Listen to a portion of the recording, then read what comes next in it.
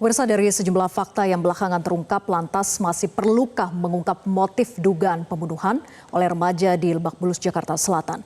Kita akan membahasnya bersama Ketua Komnas Perlindungan Anak Heri Haryansyah serta pakar hukum pidana Profesor Jamin Ginting. Selamat malam Pak Heri dan juga Prof. Jamin. Selamat malam. Baik, terima kasih sudah bergabung. Saya ke Bang Jamin dulu ya. Bang Jamin, belum ada kesimpulan terkait dengan motif remaja MAS ini melakukan pembunuhan. Apakah sebetulnya memang masih penting penyidik itu bisa mengungkap motif yang sebenarnya terjadi karena pelaku merupakan anak di bawah umur? Ya, anak di bawah umur di bawah 14 tahun. Itu artinya mereka kan tidak ada sanksi terkait dengan pemidanaan, akan dikembalikan kepada orang tua. Tapi permasalahannya yang dianiaya ini ya, karena belum meninggal dan bapaknya udah meninggal, jadi orang tuanya, jadi mau dikembalikan ke orang tuanya pasti nggak berani juga kan, begitu kan? Tuh kali ini nanti akan masuk ke panti sosial atau panti rehabilitasi begitu. Nah, tapi kalau dia nanti lewat dari 14 tahun, maka masih bisa dikenakan pemidanaan anak yang hukumannya setengah lebih kecil ya dibandingkan dengan orang dewasa begitu. Nah, kenapa motif itu menjadi suatu hal yang sangat penting untuk menentukan sebenarnya apa sih dasar dia melakukan pembunuhan itu? Apakah dia dilakukan dengan tunggal sendiri atau ada anjuran dari orang lain atau pengaruh-pengaruh yang bisa merasuki dia gitu? Apakah dia pernah memakai narkoba gitu ya, atau ada gangguan kejiwaan. Nah, kalau gangguan kejiwaan, tentu ini agak sulit ya menghukum orang karena berdasarkan pasal 44 KUHP itu ada alasan pemaaf. Jadi orang gila atau sakit ingatan itu tidak bisa dipidana. Sakit ingatan dan gangguan jiwa itu ada dua. Pertama, yang dibawa sejak lahir atau karena penyakit yang menyebabkan dia gangguan jiwa begitu. Jadi bisa dua hal itu terjadi. Nah, klasifikasi mana yang termasuk dalam orang ini gitu. Jadi gangguan jiwa itu ada yang permanen, ada yang tidak permanen juga. Nah, kalau yang tidak permanen, maka akan dilihat apakah waktu dia melakukan suatu perbuatan pidana itu tidak sedang sakit jiwa. Nah, kalau tidak sedang sakit jiwa, maka alasan pemaaf di pasal 44 itu untuk menghapus perbuatan itu tidak bisa diterapkan.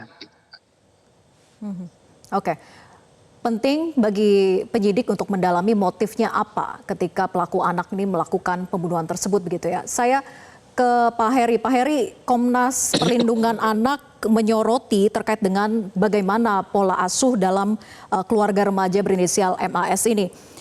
Tapi kemudian seberapa besar sebetulnya pengaruh pola asuh terhadap perilaku pelaku anak ini sampai dengan berani melakukan aksi keji membunuh orang tuanya sendiri?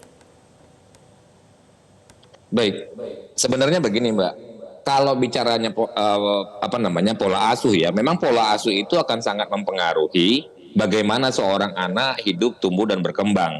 Itu juga mempengaruhi juga karakter anaknya, gitu kan, sehingga apakah pola asuh akan mendorong seorang anak untuk melakukan tindak pidana tertentu? Ia bisa jadi memungkinkan untuk itu, gitu kan, karena pola asuh itu yang membentuk karakternya. Tetapi dalam konteks perkara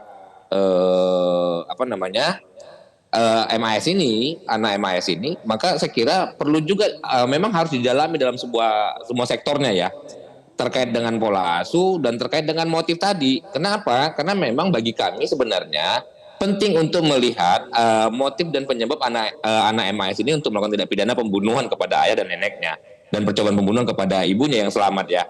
Nah, kenapa? Karena memang ini yang pada akhirnya nanti akan menjadi rujukan intervensi apa yang akan dilakukan kepada anaknya, gitu kan? Nah, hasil kunjungan Komnas Perlindungan Anak kemarin bertemu dengan anak MAS ini, memang kita melihat bahwa dia masih menyatakan bahwa sedih, ayahnya dan neneknya sudah tidak ada lagi, menyesal begitu kan. Tetapi memang harus dilihat lebih jauh nanti ya. Saya kira kan sedang dilakukan pemeriksaan psikologis terhadap anaknya ya, gitu kan. Dilihat lebih jauh tentang kondisi psikologis anaknya yang pada akhirnya menyebabkan anak itu melakukan pembunuhan. tindak pidana pembunuhan terhadap ayah dan neneknya gitu kan, sehingga ini menjadi penting bagi kita gitu kan, karena dari pertemuan kita dengan anak MAS itu yang diwakilkan oleh Komisioner Komnas Perlindungan Anak, kita tidak melihat dalam kasat mata memang dia menyampaikan menyesali ya, tetapi memang tidak dalam konteks yang yang cukup terlihat menyesali perbuatan tersebut begitu kan, sehingga penting bagi kami juga untuk meminta dilakukannya pemeriksaan psikologis yang mendalam dan menyeluruh terhadap kondisi kejiwaan anaknya. Tapi ketika perwakilan dari Komnas PA kemudian bertemu dengan pelaku anak, apakah memang ada indikasi sedang mengalami tertekan, depresi, ataupun bahkan indikasi gangguan jiwa? Enggak ya Mbak ya, kalau itu enggak ya. Karena saya kira kan memang dari awal juga sudah disampaikan bahwa ini agak menarik sebenarnya ya. Bahwa ini bukan anak yang banyak terlibat kasus kejahatan-kejahatan gitu kan.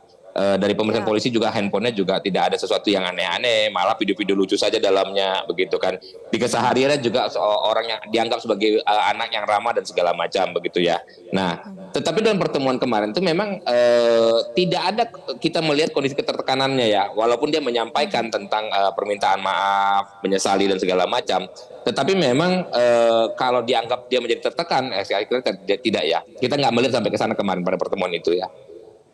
Baik, saya ke Bang Jamin lagi. Bang Jamin, polisi ini kan mengaku sulit ya untuk mengurai motif yang sebenarnya karena ibu pelaku yang juga korban belum memberikan keterangan. Terlebih fakta baru terungkap bahwa sang ibu ini sangat dekat dengan pelaku anak, bahkan seringkali curhat kepada pelaku terkait dengan permasalahan keluarga. Nah, apakah penyidik memang harus mendalami kemungkinan ada pengaruh curhatan sang ibu terhadap aksi keji pelaku anak ini? Sebenarnya dalam konteks pidana untuk memenuhi suatu unsur perbuatan karena ini pelaku tunggal itu tidak perlu, maksudnya sudah ada korban, jelas ada yang mati, pelakunya dia, di balik dia kita tidak bisa temukan orang lain, ada orang intelektual, kecuali tadi pembunuhan seorang bos atau seorang pengusaha ya, kita mungkin ada kayak motifnya apa, masalah bisnis lah, masalah dendam, masalah apa, itu bisa jadi ya kita untuk mengungkapkan pelaku lain yang kemungkinan masih bisa kita cari. Tetapi dengan keadaan seperti ini, kita nggak, sebenarnya motif itu bukan menjadi unsur yang penting lagi gitu. Nah, jadi tadi unsur terkait dengan pembunuhan yang sudah terjadi sudah full-time itu dalam konteks pidana sudah nyata, unsur pidananya sudah terpenuhi, ya tinggal dilaksanakan aja. Ada korban, ada orang mati, sudah di level forensik, pembunuhan sudah ada, barang bukti ada, semua ada ya, dilanjutkan saja gitu. Nah, tinggal masalah pemidanaannya, apakah orang ini nanti kuasa hukumnya bisa membuktikan kalau orang ini membunuh karena apa, apakah karena gila atau sadar. Tapi dari gilanya kan kita mungkin anaknya sekolah kok, ya ada belajar kok begitu. Nah, waktu dia melakukan perbuatan pidana itu, apakah ada tekanan? Apakah ada dalam penguasaan yang dia tidak bisa kontrol dirinya begitu. Nah, tapi kalau mengaku bahwa kita belum mengakui ya. Ya, mengaku ya, mendapatkan bisikan dengan berhalusinasi, apakah bisa kemudian meloloskan pelaku anak ini dari jeratan hukum, Bang Jamin?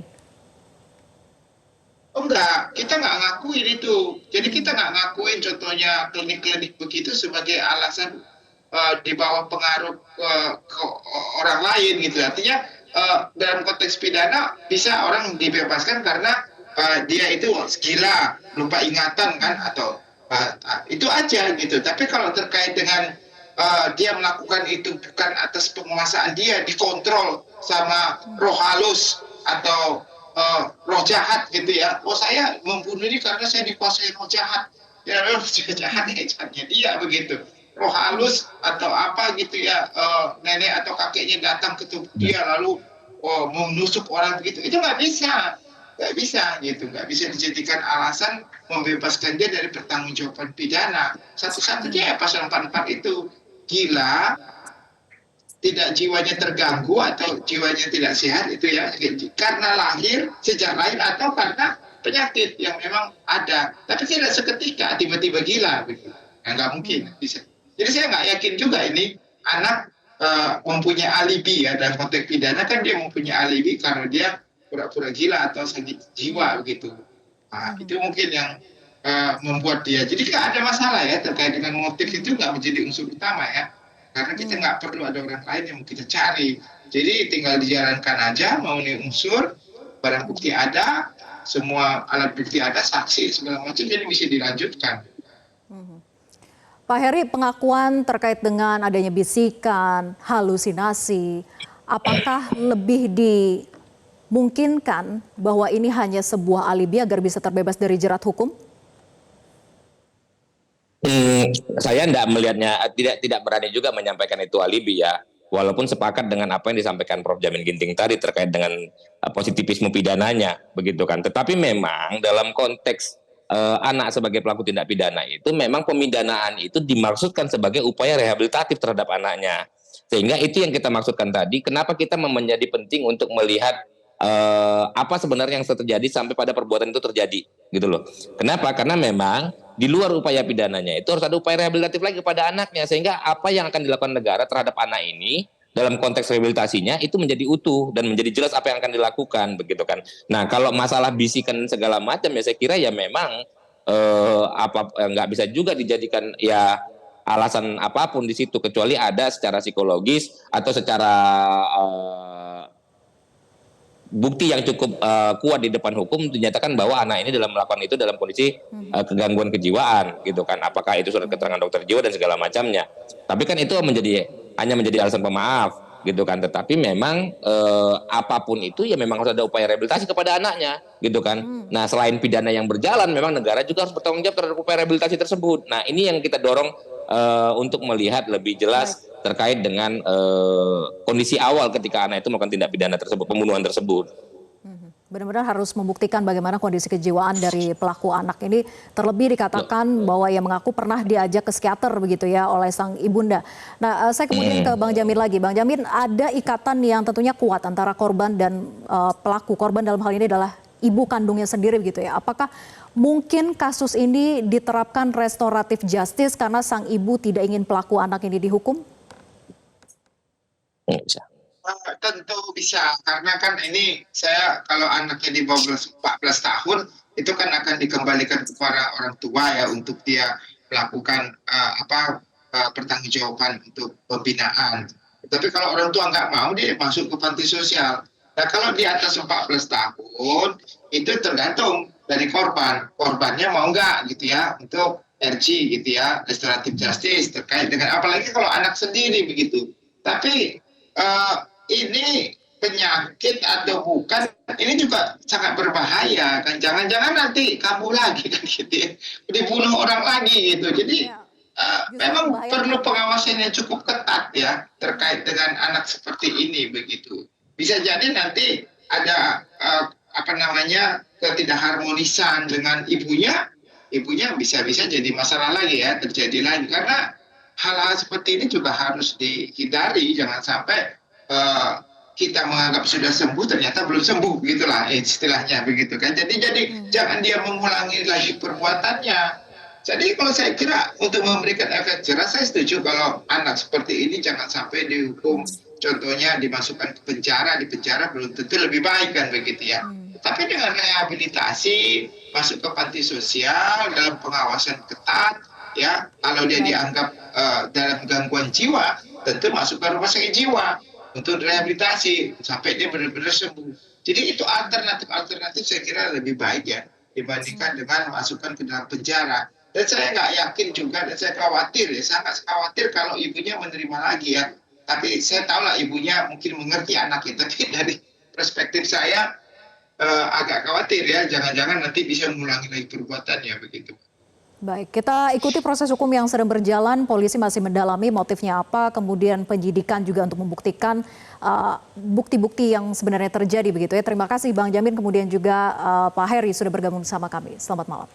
Jelajahi cara baru mendapatkan informasi. Download Metro TV Extend sekarang.